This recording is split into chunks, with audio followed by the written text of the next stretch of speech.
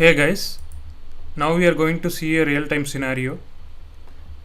So first the developer send an email to the DBA team saying that please kill the session as the session should not be executed during business hours. So you will get an email something like this in real time.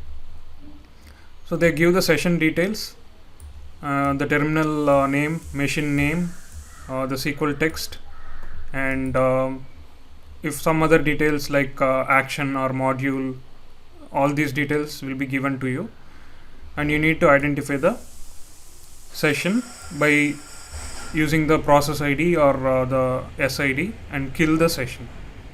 But sometimes they may not give you all these details, so you need to request all these details as a DBA to identify the session and kill those sessions.